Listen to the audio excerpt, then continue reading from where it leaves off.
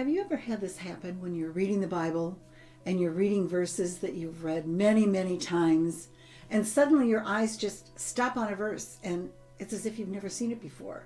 It's like you're reading it for the very first time in your life, and the message of the verse just jumps off the page at you, and you kind of scratch your head and wonder how it is that you've never seen it before.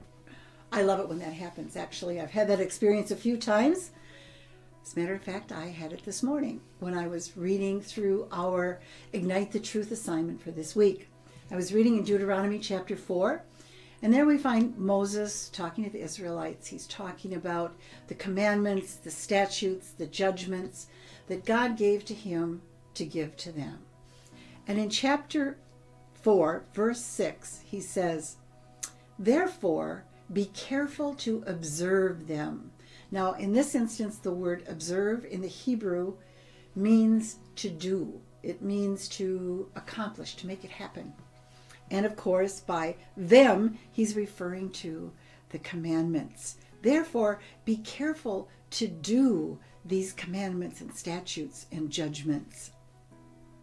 For this is, the doing, is your wisdom and your understanding in the sight of the peoples who will hear all these statutes and say, surely this great nation is a wise and understanding people. That is awesome. That is awesome because what it's saying is to the Israelites, the people, perhaps the people in the camp or the nations around, to us, people in our community or people outside of our community who have heard, they've heard of this God, they've heard of his teachings, they've heard of the judgments, they've heard of the wisdom, they've heard of this supernatural understanding. But how do they know? How do they know if there really is wisdom in any of this? How do they know if this God really is who everyone says he is? And what God is telling us is the wisdom that they are seeking, the supernatural understanding that they are seeking, will be seen in our doing as we obediently obey his commandments, as we walk out his instruction for our lives. The wisdom, the supernatural understanding will be there, and they will be able to recognize our God, the God of the universe. Then he goes on to say, for what great nation is there that has God so near to it as the Lord our God is to us, for whatever reason we may call upon him? And what great nation is there that has such statutes and righteous judgments as are in all this law or Torah, which I set before you this day? Moses is asking the question, who has what we have? What nation has the blessing that we have, that God has given us? And how can we communicate to them how amazing this God is? How can we make them understand that they want what we've got?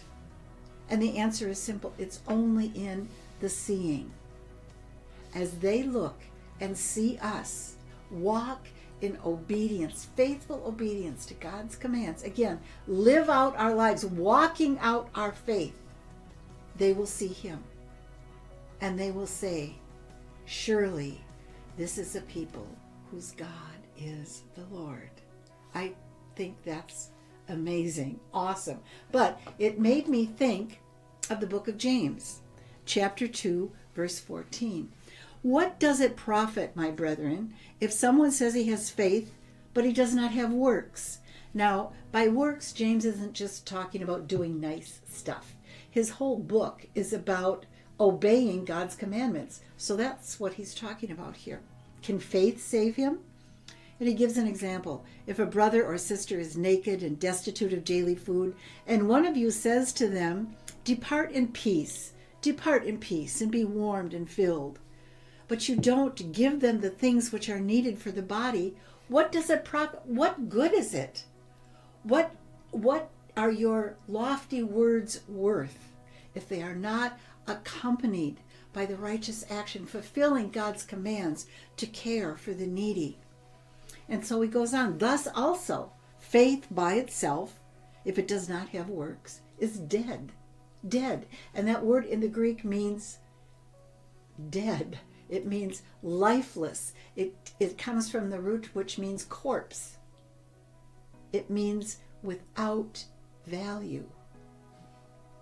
But someone will say, you have faith and I have works. So James challenges them. He says, okay, you show me your faith without your works, and I will show you my faith by my works. By my works. He's saying exactly the same thing that Moses said. And if we go to John chapter 14, we find Yeshua talking. And he says 4 very important words. If you love me, if you love me, you will keep or do my commandments. If you love me, you will do my commandments. And he could have kept right on talking and said, and with that doing is your wisdom. With that doing is your supernatural understanding. That doing is what will give life to your faith. And then, if we go to Hebrews chapter 11, verse 6, the writer says, without faith, it is impossible to please God. Impossible. It can't be done. And what kind of faith would please God? That dead, lifeless kind? No, I don't think so. I think God is pleased by life-filled faith. And so Moses has told us, James has told us, Yeshua has told us how to have that life-filled faith.